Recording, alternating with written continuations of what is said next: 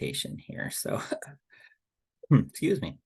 So today we're gonna talk about interviewing. Going to talk about kind of like the basics in the beginning here, and then just kind of roll through everything. If you've got questions, we have a decent group to ask questions throughout, right? So that's not a problem. So if you want to ask questions, feel free as we go through. So just a little bit about us. So I'm assistant director of career coaching at Buckeye Careers.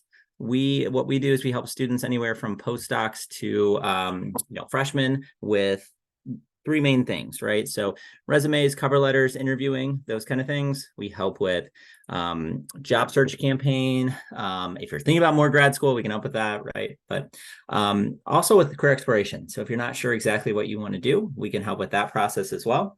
And then challenges, right? Things like imposter syndrome, fear of failure, things like that, right? So different influences. We can help you kind of work through those things as well. So how we do that, typically hour-long appointments. You can contact us through at that number there, or you can go on to Handshake and schedule that way.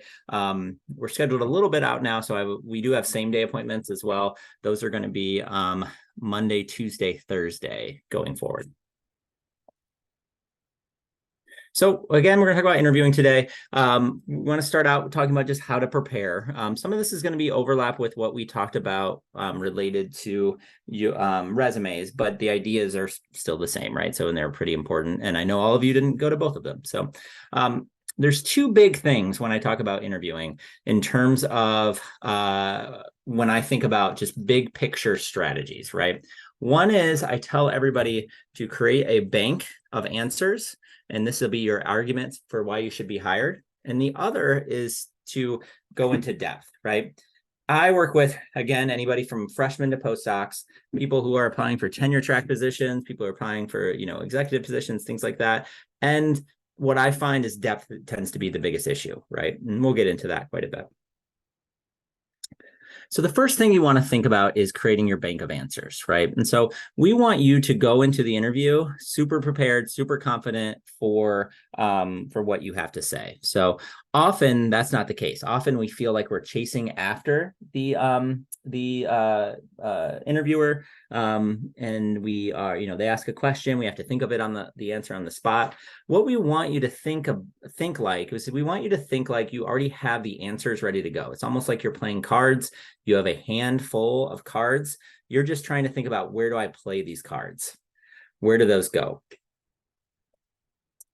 So we think about, there's three main things that go into your bank, right? And so the first is your skills, right? The second is your passion. The third is your fit. All three of these are going to come out in your interview. We'll go into each of these with some depth, but skills is, can you do the job? Passion is, will you do the job? And fit is, are you going to fit with our organization? Essentially, you're creating a bank of answers that has you ready to go and makes you feel empowered for the questions that you bump into. So first step, we talked about this with the resume part, so you probably remember this, but first step is I would create a spreadsheet. Column A of that spreadsheet, if you haven't already done it for the resume, it's going to be your requirements, preferred qualifications, job duties. Column B is going to be, how do you check off the boxes for what they're looking for? How do you prove that you can do the work, right? And so when we're looking at this, we want to make sure we hit on as much of this as possible. So requirements, those are things that that they pretty much want you to, that are required for that job. They're not always requirements though, right? So I always use the example of lifeguarding, right? So if you were applying to be a lifeguard, and they're going to list right on there, you have to be able to swim, you have to be able to, know CPR, all that stuff, right? But they might, and that stuff is concrete. Those are actual requirements, right? But they might also have on there the that you need 3 years of experience. Excuse me. You're not going to need 3 years of experience, right? And so always, that's really a preferred qualification. And often when you're applying for jobs, you'll see the difference to those. And so we want to make sure you're applying for jobs. If you feel like it feels more like a preferred qualification than a requirement, still apply for those jobs, please. Preferred qualifications, stuff they would love for you to have. They don't expect everyone to have. Job duties. Job duties are going to be what you do on the actual job.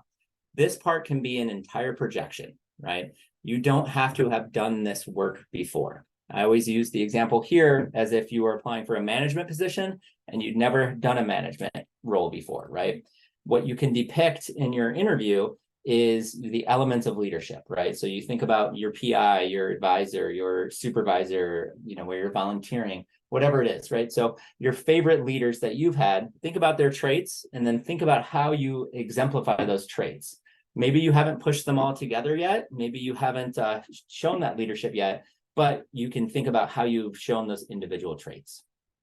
And so this is what I would think about related to the first step in your skills. So column A is going to be all the things on the job posting. Column B is going to be how you check off those boxes. So we also want to think about your transferable skills, right? So when I'm working with graduate students, often they really, really downplay their transferable skills. That's something I always feel like I have to challenge. It's really important to be thinking about what you bring to the table on top of your very, very technical skills that you've done through your degree program, right? And through your research and whatnot. So we want to think about all the other transferable skills, all those other pieces you've gained while you've been in school, while you've been doing research, all that. So just thinking about things like problem solving skills, thinking about analytical skills, quantitative skills. This is a list that comes from the National Association of Colleges and Employers. They did a study. They asked over 120 people, what are some of the traits that you're looking for in candidates? What are some of the broad traits you're looking for in candidates? And this was the list, right? So this is what they came up with. These 10 were the top 10, right? And so that's how I would think about this is can I mention these on top of those more technical skills that I've mentioned before? If you look at this list, you're going to be gaining these skills from a lot of different places, not just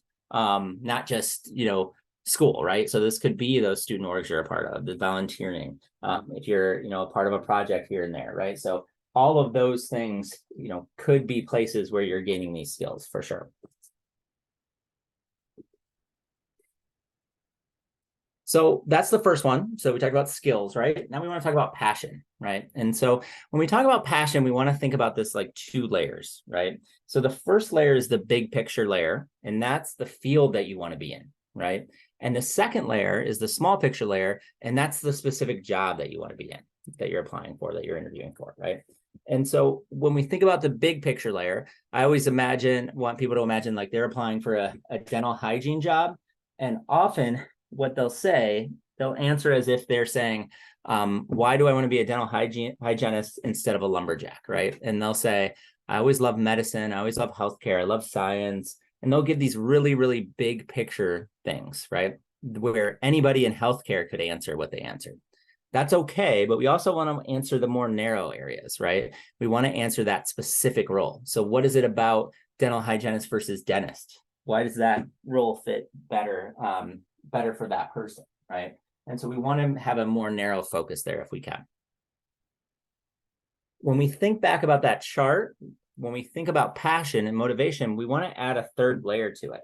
So that third layer, what we're doing is now we're thinking about our joy, right? And so not just, you need me to be able to do X and I can do X, but you need me to be able to do X, I can do X, and I enjoy it because of blank. And so you kind of detail what it is about that work that, gives you energy, that makes you happy, that of all the things you could have done in the world, what is it about this work that you want to do?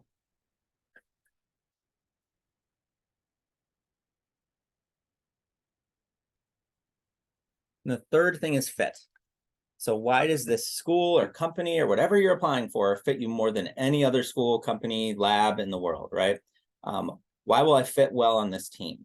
And this takes research, right? So you have to know a little bit about the team. So you research whatever it is you're applying for, and it's good to find out who's going to be interviewing you, knowing a little bit about them. But really what we want to know about are their points of pride. Why do they think they're great, right? Looking at their mission and vision, looking up their current and former employees, going to their website, social media, looking at upcoming ongoing projects. I always like to think about this section as thinking about their choices, right?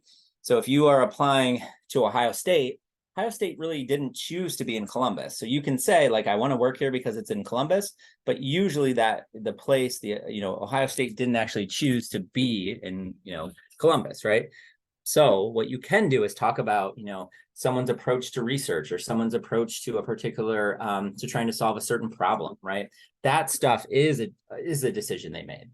Often you can see that on websites or social media or talking to somebody, right? Sometimes you won't have that information, and that's okay. But the more that you can depict that you're aligned with their mission and vision, the better. So those are the three big picture things, right? So we really want to think about that skills, passion, and fit part. The other thing we want to think about is how do you answer with depth, right? And so when it comes to depth, people tend to struggle with this because of anxiety, because of, that discomfort in an interview, right? So we feel like we're chasing them. We feel like we're in a position, they're in a position of power. We're not, right? So we're constantly, feeling like we're, backed against the wall and we need to, come up with an answer off the top of our head, that kind of thing. And that discomfort often leads us to answer very quickly. So I always suggest going through a formula that will help you slow down and methodically go through an answer. Sometimes people will say doing this for behavioral questions. I would do this for every question that fits. Usually it's going to be behavioral, but every question that fits. And I would think about how can you use these tools and modify them for any question, even if it doesn't fit perfectly. The formula that I like to use is simplified. So it's just scenario, action, result. So if you were asked, tell me about your strengths, right? And someone said, I'm adaptable, or you said, I'm adaptable, right? You would want to go through this formula. Instead of just saying I'm adaptable, you would say I'm adaptable. When I was in my lab, so you're giving detail of what the scenario was, what was the problem you had to solve, give us a little background, some details, some context, maybe what you were tasked with. Often you'll see this as star, but task is not always necessary. So I just take task off, and task often feels forced. If you can have what you're tasked with, great. But if not, don't worry about it. So problem, background, context, what you were tasked with, that can be kind of their scenario, what was going on to start, right? And then action, right? And so what was the action you take? This is you actually being adaptable. Possibly this is what you were tasked with as well. And then the last thing is result, right? So what did you learn from it? What was the takeaway, right? So what happened in the end? And so you want to go through this formula as best you can. So you would start out just saying, giving details about, what was going on, then describe how you were adaptable in this instance, and then what happened in the end. The main thing that we want to do, and we can do it through that, or we can do it in other ways, is bring them into the room. Often when we give surface level, very cliche answers, we're not showing our level of understanding and detail of what we're talking about. So we want to make sure that we're going into depth. We want to make sure that we're painting a picture and that it's memorable. You can do that through the SAR technique, but you can also do that by just being mindful of it and telling the full story, right? So if I was interviewing next week and they asked, have you ever given a presentation? And I said, yes, I gave, a presentation last week.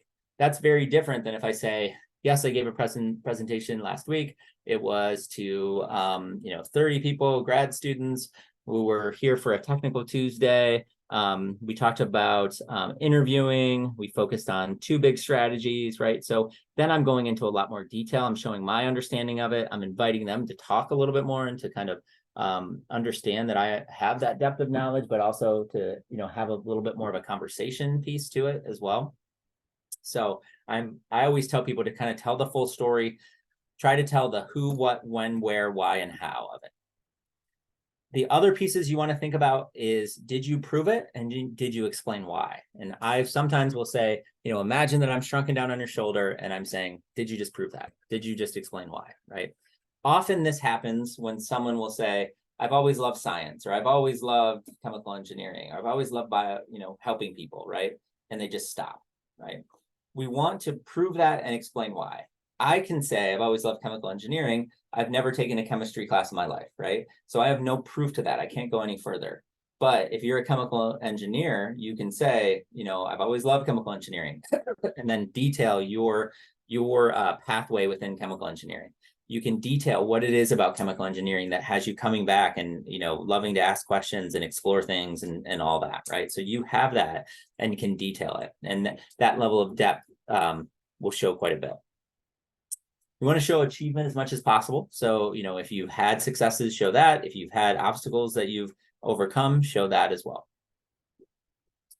The tone of the interview is always going to be what you can do for the employer. Try not to focus on what you can learn, even if it's an internship, right? So it's okay to focus on what skills you'll gain and how you're excited for that. But typically, for most of us on the call, we're going to be applying for full-time positions. So we want to focus on what we're bringing to the table.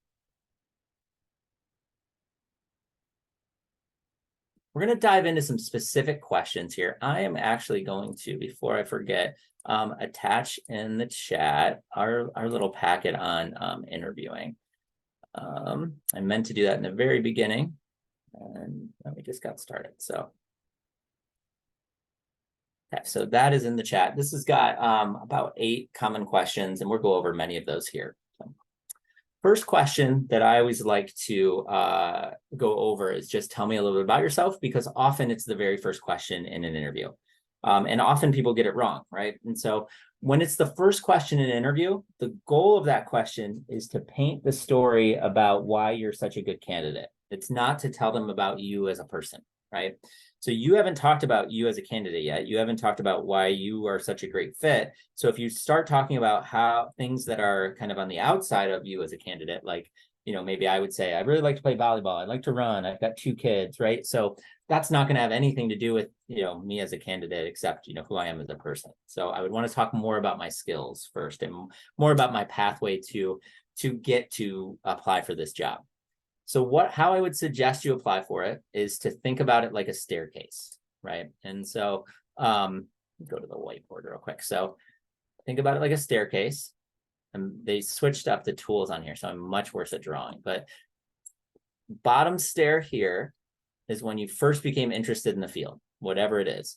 If it's something in healthcare, you can talk about healthcare. If it's something, if you want to focus more specifically on a particular role within healthcare, you can do that, but that's okay, right? So, so you first focus on that piece, then you focus on the the second piece are your different the different things that you've done to build up skills and have experiences on that, related to that. And then the last thing is why this next role is the perfect next step for you and why you're here, right? And so you might say, I first became interested in chemical engineering when I was in high school. I was exposed to blank, blank, and blank. Since then, I've had some incredible opportunities where, I studied chemical engineering in undergrad. Then now, I decided that I wanted to go into graduate school. I'm pursuing my PhD. My research is focused on X, Y, and Z. And then, you keep kind of giving some detail in that way. I like to think about this almost like a sampler platter, right? So that you're putting it out there for them to ask questions about the specific things that you put out there for them.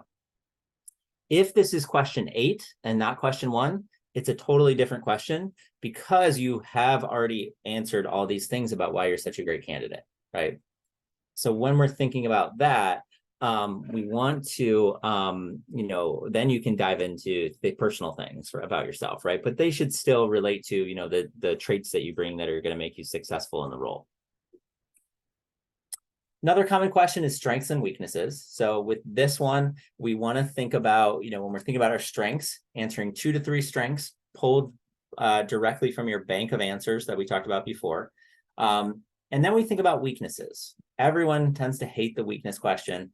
When we're thinking about the weakness question, I'll go back to the whiteboard real quick. So when we're thinking about the weakness question, I like to think about it like this. I apologize. It used to allow me to draw much straighter lines, and then they switched up what they do. So I like to think about the weakness question as having 3 parts. So the first part is a baseline of something that maybe you weren't good at. Maybe when you started graduate school, you weren't necessarily great at it. The second one is, what did you do to improve? And the third one is where you are today. And you can't be perfect at it, or else it's not actually a weakness, right? So pretty much anything that can fit this format of baseline, improvement, and then where you're at today can fit. The first thing, what you're really doing is you're showing 3 hidden strengths. The first thing you're showing is humility. The next you're showing is hard work. So I know that I'm not perfect. I'm going to work hard when I'm not perfect. And then you're showing that growth, right? And so, and those strengths are essentially hidden within that weakness as you're going through. So if it fits this formula, I would definitely suggest, saying it. If it does not, it's tougher to say, right? So I often have people say, one of my weaknesses is I'm a perfectionist. And then I say, okay, well, how are you working on that? And they're not, right? So it's just part of kind of who they are. And that doesn't necessarily fit how we want to answer that. Some other common questions that go really well with the SAR technique are just tell me about a time when, and all of these, these first 6 anyway, first 7 are ones that I would have an answer to. Tell me about a good decision you made. I'd have that kind of prepared. Tell me about a problem you solved. I'd have that prepared. Often when it comes to research, tell me about a roadblock you hit in research and how you got around it. Tell me about how you dealt with conflict. Tell me about a time where you took initiative. Tell me about your experience working with diverse populations. Tell me about a time where you were a leader. Tell me about a time where you, tell me about your experience working with teams, right? All of those I probably have a specific answer to. The diverse population one, maybe not as much if you're not working with teams or the public, but the rest of them for sure. It's certainly important, but not always at the core of what they're going to ask, right? So I probably, I guess, would have an answer to that ready to go, but it might not be as common, if you have smaller labs and whatnot. But the last 3 here are very specific, right? So tell me about a time where you had excellent patient care, where you worked with specific populations, difficult patients. This is going to be very tailored to your particular field. And you're probably going to have, some ideas of similar questions for you, right? You're still going to go through and try to tell that full story, that SAR story, right? And so as you're thinking about it, your particular field is going to have different questions, but typically they will be a little bit more be similar to this, where you're still going to go through that formula.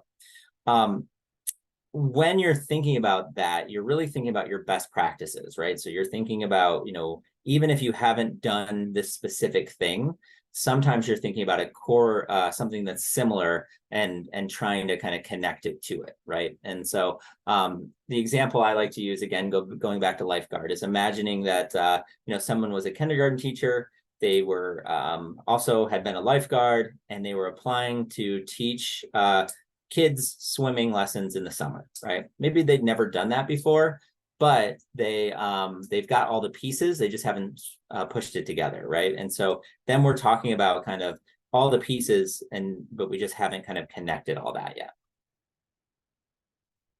Some other skills related questions, very situational questions, right? So best practices, again, thinking about what's informed your answer. What would you do if, a very ethical related question. This isn't super common for everyone, but it's good to know kind of how to answer it. This is kind of how you answer case questions too, right? If you're headed toward consulting. And essentially what it is you just show all your work, right? So there's a classic question for people who are applying to med school. And it is, there's an accident on the highway. Would you stop to help, knowing that it might harm hurt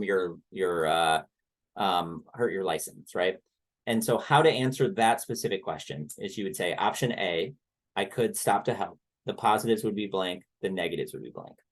Option B, I could not stop to help. The positives would be blank, the negatives would be blank. And in the end, I would choose whatever, right?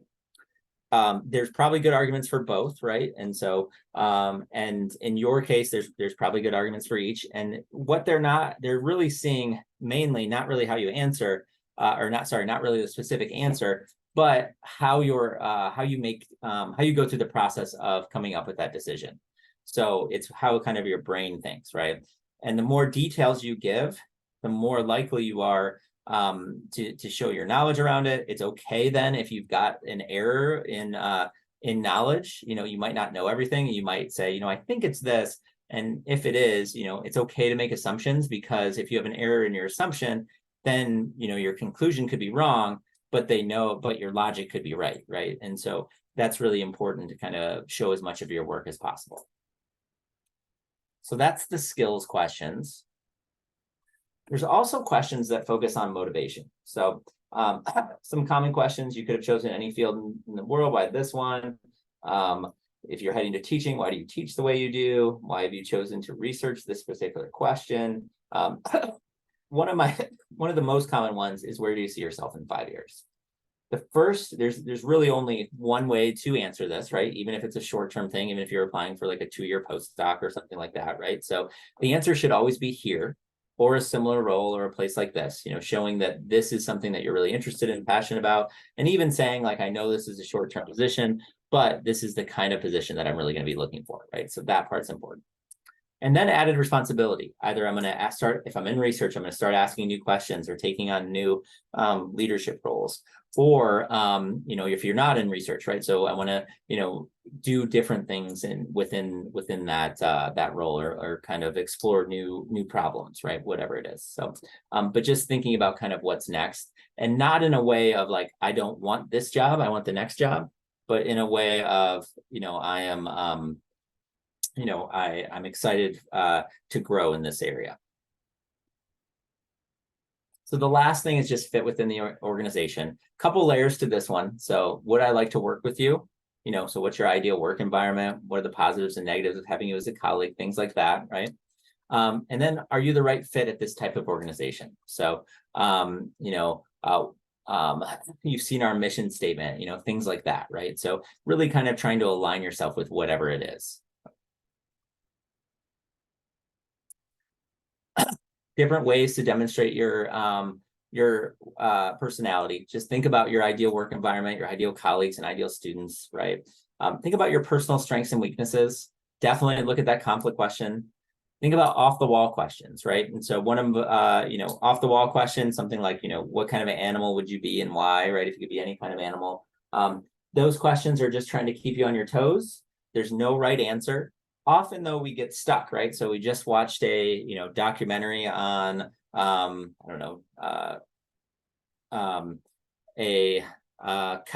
right? And so then you say, I'll be a cow or whatever, right? And so we want to make sure that we have reasoning behind that, right? So what I would suggest, to try not to corner yourself, is to think of a trait first and then an object second. Or so you're thinking about like, they ask you what kind of animal would you be, and you think, I want them to know I'm loyal. What animals are loyal? Go in that direction instead of the other way. Just trying to think about why this company is a perfect next step, right? Thinking about your research there, and then just kind of show that long-term interest. So those are the three common areas, right? So we want to talk about that skills, that passion, that fit part, right? Different things to think about in terms of strategies of answering, and then different questions that come up.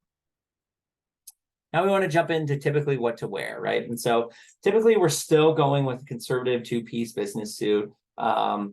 Typically a single color under, shirt or blouse underneath. That's typical, but really we want you to wear whatever you feel most comfortable in, right? So if you don't have a suit, but you have something close to it, something that you think really looks professional, and you feel comfortable in it and you'll feel confident in it, that probably matters more than anything, right? Some fields, it's going to be really, really common that you wear a suit, right? And happen every day, right? So like banking and finance and things like that. Some areas you will never wear a suit other than the day that you interview, right? And so that's important to think about. I would bring a briefcase, a bag, or portfolio. Potentially, if it's an all-day thing, take snacks, right? So you'll probably be given those things, but you don't know for sure. If it's an all-day thing, you're going to be touring places, comfortable shoes, things like that. Make sure your cell phone's on mute, all that. So with the pandemic, we definitely saw some relaxation in this, right? So some of those things that we, that were pretty standard, we kind of pulled back on, when people are at home doing work in their pajamas all day, and then, kind of feels more like a game to have to put a suit on to go interview. Then, it was a game always, but it does kind of feel more like that. So that's a little bit more relaxed and certainly developing. It is 100% okay to ask the person who's coordinating it what the typical attire is, right? What people typically wear, right? And so it's possible, people could be interviewing you in it and they're wearing a t-shirt and you have to wear a suit that day. Just that's kind of what happens, right? The overall process, right? So number one, we want you to show up on time, be prepared, make a positive first impression, right? Typically on time, so if it's virtual, getting there 5 minutes early, getting online 5 minutes early. If it's in person, a lot of times it's tough to find places to park and, recognize that piece, right? So I would say get there about, 15, 20 minutes early, just so you can get from, the place to the parking to the, or the parking lot to the place, right? And be ready to go by the time it's time to interview. Avoid divisive topics. Typically, we don't talk about politics. We don't talk about religion, right? So stick with the positives. So even if you've had negative experiences, even if you're leaving, a negative situation, stick with the positives. Focus on kind of what you're walking towards instead of what you're walking away from, right? What you're hoping to gain, what you're excited about. Try to be aware of your nonverbals, try to have direct eye contact, try to have a warm smile. But this stuff typically doesn't matter all that much unless you're going to be doing lots and lots of presentations, lots of, formal sales, things like that, right? And so I definitely have people who work more on getting rid of their ums and their likes and things like that than they do on their bank. And I think that's a mistake. I would, if you say too much, but your skills, your passion and fit comes out very clearly, and then you align very well with the position and the place, I think you're going to be more than okay. It's okay to work on that for sure, but I don't think it's essential. So often you'll have a screening interview. Pre-pandemic, this was often, over the phone, maybe over Zoom, and the purpose was to screen out applicants, right? Still happens for sure.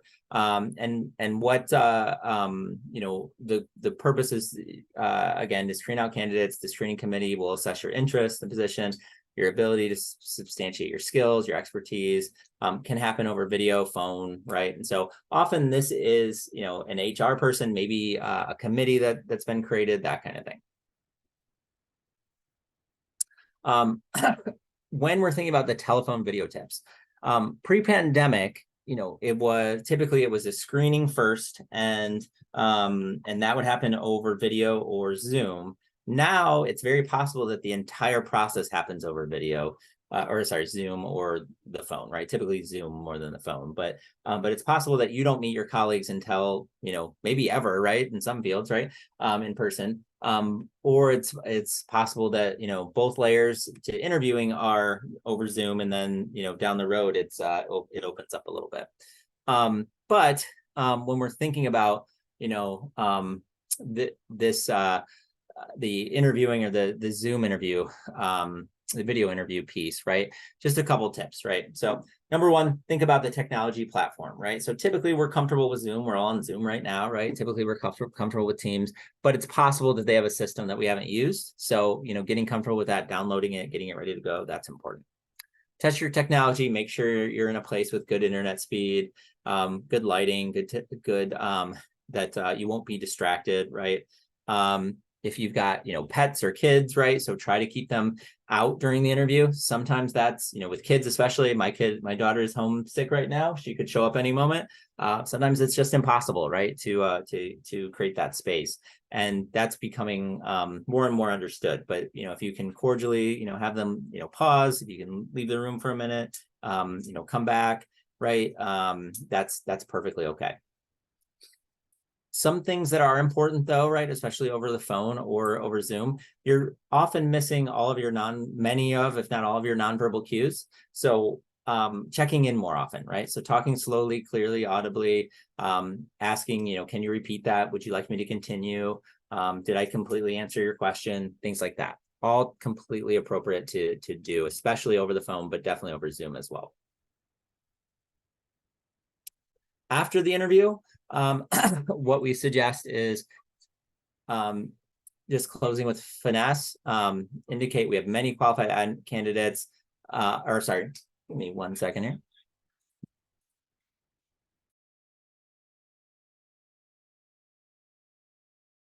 Sorry, my daughter needed something. So at the end, you're going to briefly reiterate your interest. So often the last question is something like, we have many qualified candidates. Why should we hire you for this position, right? And when we're thinking about that, that question, it might not actually even be that question. It might be something as simple as, is there anything else you want to add, right? If that is the case, and no matter what, right? So what I would do is I would give a summary of your bank. I would talk about that skills, passion, and fit part, right? And really highlight that argument that you've already come up with as to why you should be the one that they hire, right? When we think about skills, passion, and fit, sometimes you've talked about most of it. Sometimes you're just summarizing it, but you may need to fill in the blanks. You may have come up with like 3 skills attached to experiences that you were sure you really wanted to talk about, and then they just didn't naturally come up.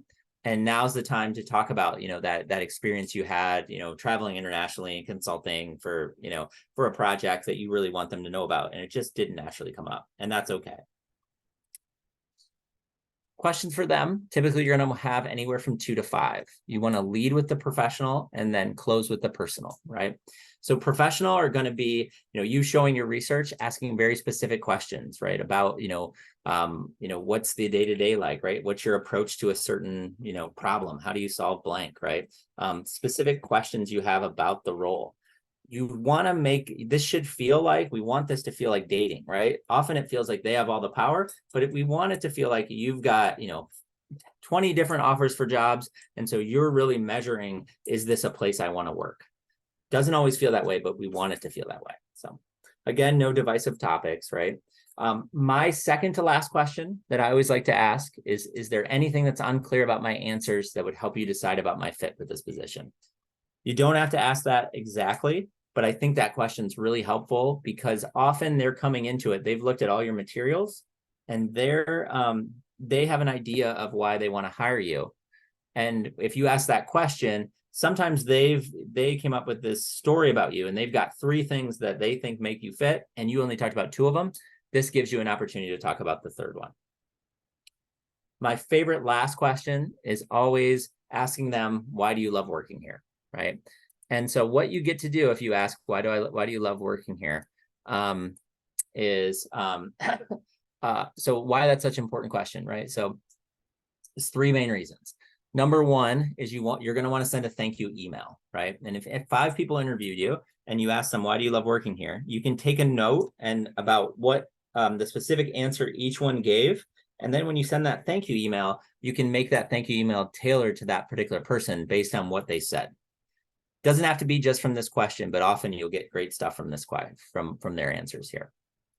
The second reason, again, is I really, I'm hopeful that you'll have tons of different offers, and this will help you to decide, like, this is really where I want to work, and you're getting a good idea there, right?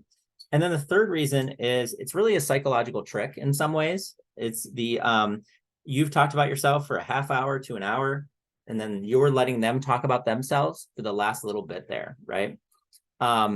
And when you do that, when you let them talk about themselves, their last memory of you is positive, and that can be, and that's a really important piece.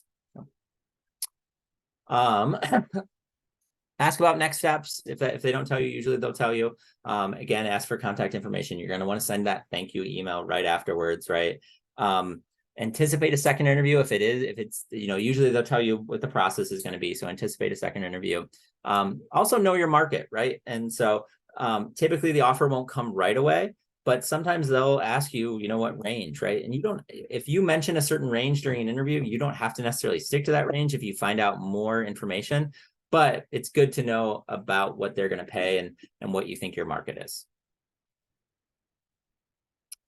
I just want to talk a little tiny bit here at the end about confidence anxiety. We do have a question in there, so I want to go to that question. So should we make sure to wear different outfits for different interviews, right? So I don't think that's essential, right? Depending on when the interviews are. If they're, I don't think they're typically going to be back to back, right? So, but if you have one that you're super confident in, and you want to wear it again and again, that's fine. If you want to change it up because that's your style, I think that's fine as well, right? And so, but I don't think that's necessarily essential. Good question. So, talking about anxiety. So I'm a licensed therapist. I do private practice, mental health, stuff on the side, right? And so anxiety around interviewing is really something that I think is super common and happens all the time, and is something that is we can work on, right? So first thing we want to talk about is that that stress, that anxiety that pushes us forward in some ways, right? So sometimes too much of that stress, too much of that anxiety can be a big problem, and we can kind of go overboard. Sometimes we can have little anxiety and it doesn't push us to get to our peak performance. So there's a kind of a sweet spot of feeling a little bit of that stress, a little bit of that anxiety, so that we are pushed forward to do our best, right? If we are feeling like we're in that more impaired piece, right? I think there's three things that are often helpful. Number one is talk to someone, right? And so sometimes, we live alone, we're going to an interview, and we won't have even talked to anyone that day until we start being interviewed. I would suggest somehow just warming up your voice, right? So talk to the person at the front desk, call a friend in the morning, right? Just warm up your voice. You don't have to practice questions or answers. You don't have to do anything related to it, but just getting kind of that, so getting a little bit out of your head, but also getting to the point where you're kind of having those conversations and ready for that conversation. Two things that I really think are helpful in terms of mindfulness. Number one is just breathing technique, right? So if you're on Zoom and you're waiting to kind of be let into the room, you can do a full-fledged breathing technique, and you can find those online. Counseling and consultation services at OSU has a great list of those and has some great resources, but you can really just Google it. If you're in person, you can do a breathing technique, and all you have to do really is put your hands on your belly and just feel the air going in and out, right? You're not going to necessarily do all the, if you've done breathing before, you're not going to do the 3 seconds in and 3 seconds out and in your nose and out your mouth, that kind of thing, right? And so you don't need to do all that. But if you focus all of your energy just on your breath, that's been shown to kind of calm us down, right? The other thing that I think is really could be really helpful is taking a candy, like a lifesaver, right? That's going to dissolve in your mouth, putting it on your tongue while you're waiting, and then just focusing all of your senses on that one thing, right? So what does this taste like? Lifesavers have letters on it, right? So what letter is my tongue on? What, when I think about that letter, what do I think about, right? When I, as I'm, do I have memories related to this, right? Trying to focus everything we have on that so that it kind of can calm us down, so our thoughts aren't racing about other things. Those three things I think can be really helpful in terms of kind of just de-stressing us as we go into the interview. Cool. Okay. That is all that I have for today. My email is here. You can feel free to shoot me any questions as you see fit. So right now I am with Buckeye Careers. I'm actually switching from Buckeye Careers to Fisher College of Business at the end of this week. So I won't be able to kind of make appointments beyond that unless you're in Fisher College of Business. But certainly there are people at Buckeye Careers that can make appointments, and I'm still happy to answer questions after I make the transition for sure. But our number is there for Buckeye Careers. And if you have any questions now, feel free to put them in the chat, or you can even unmute. That's okay.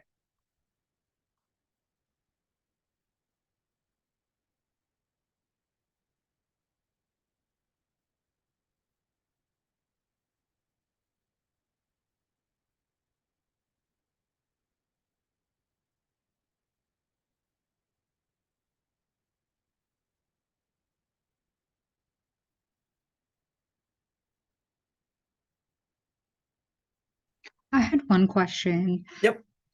So before going to the interview, we talk about how we should do our homework about the company. So I was wondering what exactly or what are the main things I should be looking at other than the mission statement of the company? Yeah, so it really depends on what your field is, right? And so often looking at kind of what new projects they have coming up, what they're what if you see if they have any shifts in terms of like how they approach problems, if they've just done any specific programs or anything like that, right? Those pieces, different things they've done in the past, right? If Mhm. it's connected to research, right? So knowing what they've explored in the past, successes they've had, what they've had published, things like that are good to know. It won't in industry, it's not always necessary that they publish, right? But if they do have, those pieces, I think that piece is great. But it is really dependent on your field. A good way you can always also, try to reach out to people, OSU alums that work wherever you're Mhm. applying, right? That's pretty easy to do on LinkedIn. And so you can always reach out and just ask them questions about like, their experience and why they think it was a great place to work, right? Or it Yeah. is a great place to work if they're still working there. That shows initiative, right? So if you do that and then you mention that in the interview, that's often really helpful in Mhm. terms of showing your interest in it and that you went above and beyond. Yeah. Okay. That's good suggestion. Thank you. But, yep. Good luck.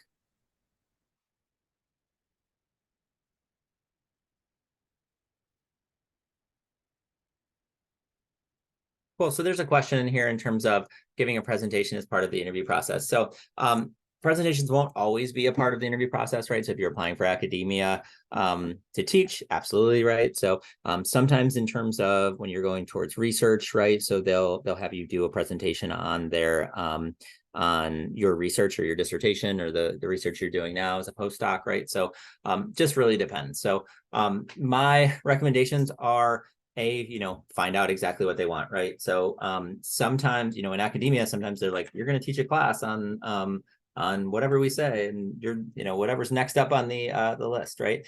That's not going to be the case in industry, right? So industry, it's typically, try to find out who you'll be presenting to, who's going to be in there, right? Try how much time you're going to have, right? Potentially print a handout, right? To just kind of detail it very quickly. Um, uh, the I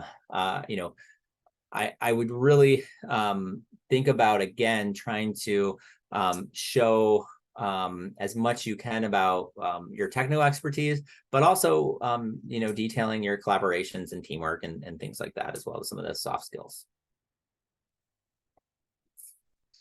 There's certain questions that they're not permitted to ask. Yes, I don't have the full list, so I don't want to, quote me on any of thing. But if you just Google search it, you can just ask, what questions are not permitted. But typically anything that if you're like, if it would be illegal to discriminate against you based on the answer, they cannot ask the question, right? Are you pregnant? What, race, sex, gender, a lot of different things that they just cannot ask, right? And so but there are quite a few that they cannot ask. Good question.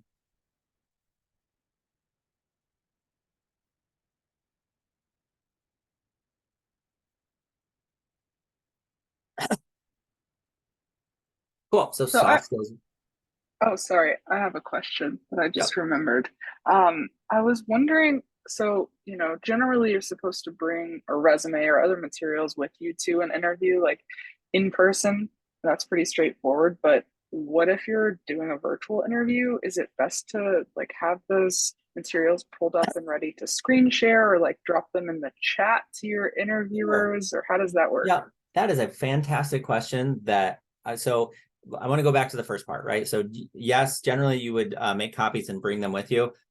I'm finding it very rare that you ever actually hand those out, right? So it's kind of like almost like a test, right? So like they will have them and hand them out, right?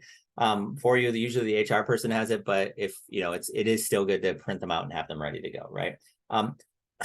Virtually, that's a great question. I have not bumped into that yet. I don't think it would hurt anything to have that ready to go, your resume and your cover letter, and say, even just say like, hey, I have that handy if you want me to put it in the chat, right? So I think that's a great idea. I think an even better idea is if you have So you're going to typically submit your resume and cover letter, right? And they will have that, but they might not have like a sheet on your research, or, you know, if you're going to be doing teaching, right? So like an example of a syllabus or something like that, right? So that stuff I would have definitely ready to go.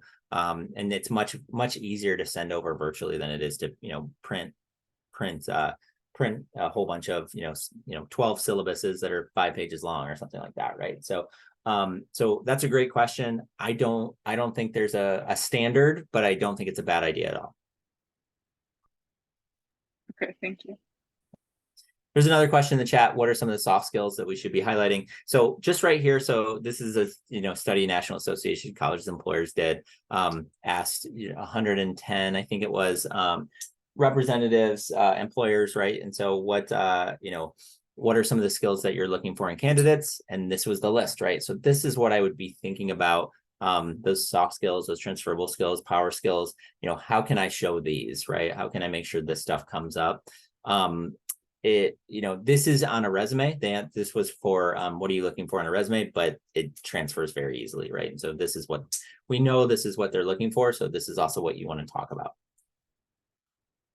In particular here, one of the things we didn't talk about when you talk about working on a team, I always like to have 3 layers to that. Number 1 is why are teams important? Number 2 is what teams have you worked on, right? And number 3 is why will teams be important in this next job, right?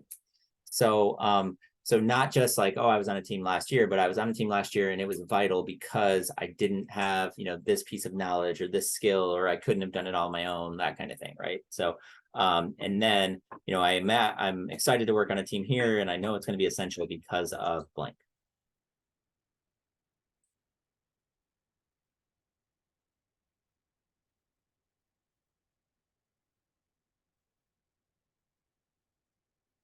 I'm excited that my daughter only interrupted us once. So any other questions or thoughts before we end today?